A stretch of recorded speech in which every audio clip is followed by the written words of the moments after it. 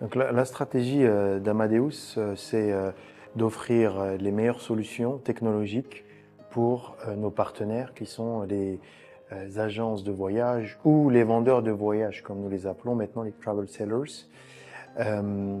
Sur le marché tunisien et plus généralement sur le marché d'Afrique du Nord et africain. Donc ça consiste tout d'abord offrir un contenu exhaustif, bien sûr les compagnies aériennes classiques, full service carriers, mais aussi les compagnies low cost qui sont devenues très très importantes sur tout le bassin méditerranéen, et donc on est en train effectivement de déployer sur le marché avec une solution qu'on appelle le light ticketing et les compagnies low cost telles que Transavia, qui est très important sur le marché tunisien. On travaille aussi sur la diversification du contenu aérien, hôtelier aussi. Donc les hôtels, c'est un sujet qui est très important. Aussi au niveau technologique, on travaille avec nos partenaires, avec Amadeus Tunisie, évidemment, pour aider les agences à se digitaliser et à embrasser la transformation qui est liée digitale, qui est liée aussi au changement de comportement des voyageurs, qui sont maintenant des digital natives. La Tunisie est un pays qui a une population plutôt jeune, qui est très tech savvy et qui adopte très rapidement les technologies. Ils utilisent beaucoup tout ce qui est mobile, tout ce qui est aussi réseau social. Et donc les agences, elles doivent aussi adapter leur process à l'évolution de cette clientèle qui veut réserver sur le mobile, qui veut du service, qui veut de l'automatisation, qui veut du self-service. Donc on va travailler sur ces sujets-là dans les années qui viennent.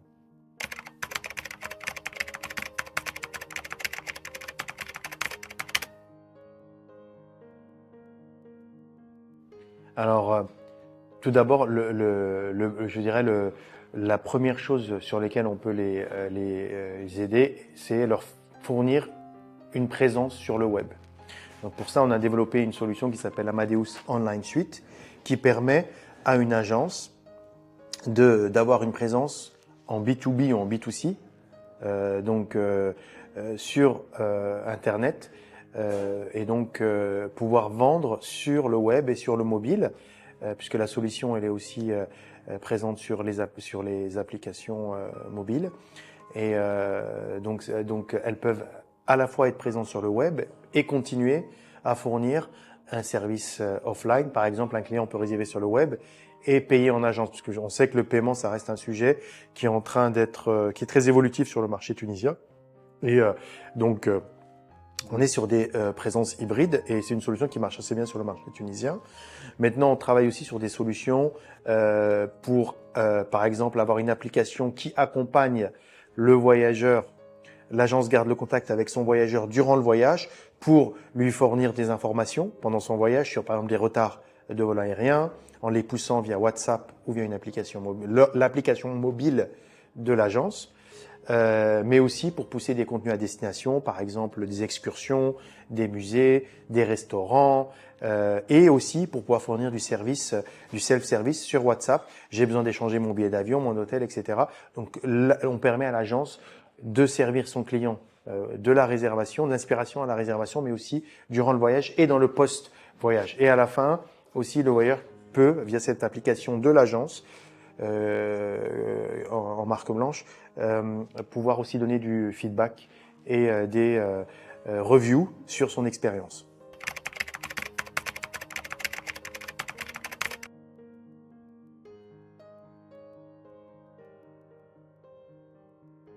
Alors Amadeus, on utilise le AI, l'intelligence artificielle, effectivement depuis des années. On a beaucoup de solutions qui incluaient de l'intelligence artificielle. Par exemple, on utilise beaucoup la biométrie pour enlever ce qu'on appelle la friction dans le voyage, notamment dans les aéroports. Les aéroports, c'est une des expériences qui est la plus anxiogène pour les voyageurs. 90% des voyageurs en fait ont de l'anxiété quand il s'agit de voyager, notamment sur l'expérience durant l'aéroport où il y a beaucoup de friction. Donc en utilisant la reconnaissance faciale, la biométrie, donc qui utilise de l'intelligence artificielle pour matcher donc la reconnaissance faciale avec les données biométriques qu'on a sur le passager. Ça permet de fluidifier le trafic. Et c'est une solution qui est utilisée de manière globale. Et donc, pour qu'elle soit efficace avec des taux de succès très très élevés, on parle de plus de 99%, ça nécessite de l'intelligence artificielle très poussée. Maintenant, effectivement, on travaille sur énormément d'applications de l'intelligence artificielle dans nos applications, notamment pour améliorer la productivité des agences quand elles utilisent Amadeus Selling Platform Connect pour, par exemple, naviguer sur tout ce qui est faire rules, l'historique des PNR, faire des recherches via du prompt plutôt que d'aller lire des centaines de lignes. Donc ça, c'est des choses qu'on est en train de tester et qu'on va déployer. Mais aussi, par exemple, le traitement d'email. On travaille sur des solutions sur le traitement d'email pour pouvoir mettre les agences, elles échangent beaucoup d'emails avec les clients. Donc un automate, un agent va pouvoir, par exemple, échanger avec le voyageur par email jusqu'à ce que toutes les données nécessaires pour traiter la demande soient fournies par le voyageur, le passeport, etc., etc. Donc il y a plein d'applications du AI et il y aura beaucoup d'innovations à l'avenir dans l'écosystème du voyage pour avec l'intelligence artificielle, qu'il s'agisse d'inspiration aussi, mais aussi de ce qu'on appelle le agentic, qui va permettre de aussi automatiser et de manière intelligente la réservation, tout en la personnalisant, puisque l'intelligence artificielle, quand vous échangez avec elle, elle vous connaît. Elle connaît vos préférences, votre historique, ce que vous aimez faire. Donc, elle va non seulement, par exemple, si vous lui demandez, je veux un voyage à tel endroit pour tant de nuitées, à tel budget, pas plus de 5 heures de voyage, il va non seulement avoir la capacité de traiter une quantité énorme de données et vous proposer la meilleure solution par rapport à votre besoin, mais en plus, il va la personnaliser par rapport à vos attentes. Donc ça, c'est la puissance de l'intelligence artificielle et c'est des choses qui vont arriver sur lesquelles on travaille en ce moment.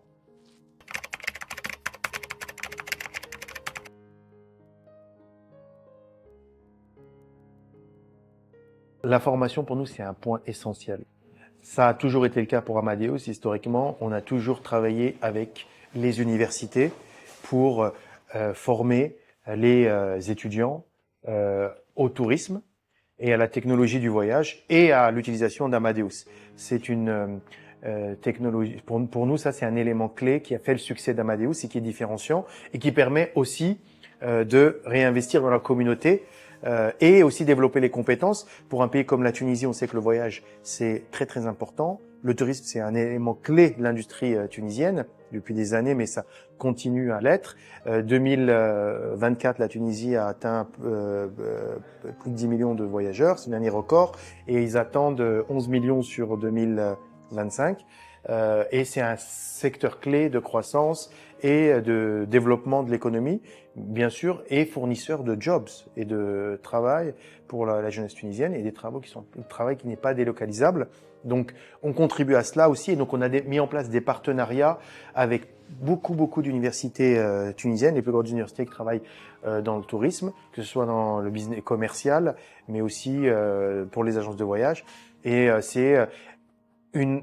ça fait partie du cœur de l'offre d'Amadeus en Tunisie, qui est évidemment supportée par des partenariats avec toutes ces universités et qui est poussée par nos équipes Amadeus Tunisie.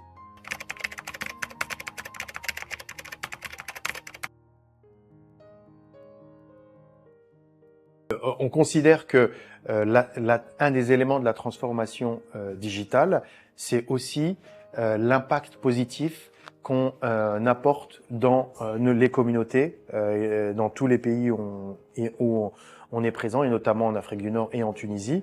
Il faut qu'on apporte une impact positive d'un point de vue social.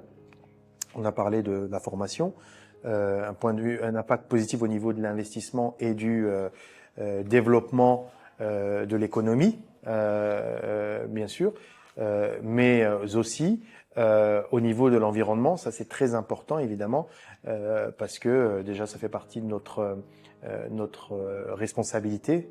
Pour nous, la responsabilité elle est clé au niveau de tout ce qui est social et environnemental. Et donc on a énormément de projets en cours pour justement travailler sur la réduction de l'empreinte carbone d'Amadeus. On a des projets pour être carbone neutral, comme le prévoient les organisations internationales, les COP. Mais aussi évidemment supporter toutes les formes de tourisme, bien sûr le tourisme balnéaire, mais aussi tous les nouveaux tourismes qui sont en train de se développer en Tunisie, les tourismes alternatifs, que ce soit les maisons d'hôtes, les nouvelles destinations que la Tunisie cherche à développer, puisque la Tunisie a quand même un patrimoine historique, culturel, mais aussi géographique énorme, très divers, et une partie reste peu connue, on va dire, au niveau du tourisme mondial. Et de par la proximité avec l'Europe, la Tunisie peut développer effectivement un tourisme très varié. Bon, on a évidemment le tourisme balnéaire, mais aussi les forêts, les montagnes, le désert, et offrir ou je dirais plutôt mettre en avant de manière beaucoup plus prononcée toute cette richesse géographique, culturelle et les paysages pour mettre en valeur et aussi pour diversifier et se différencier sur un marché, sur des marchés maintenant avec des destinations qui se multiplient et donc un marché qui devient du tourisme beaucoup très concurrentiel. Et c'est ce que recherchent aussi les voyageurs. Ils recherchent de l'authenticité, ils recherchent aussi du tourisme responsable qui respecte l'environnement et qui respecte aussi les communautés et qui réinvestit et qui dans les communautés des pays visités et des villes et des régions visitées.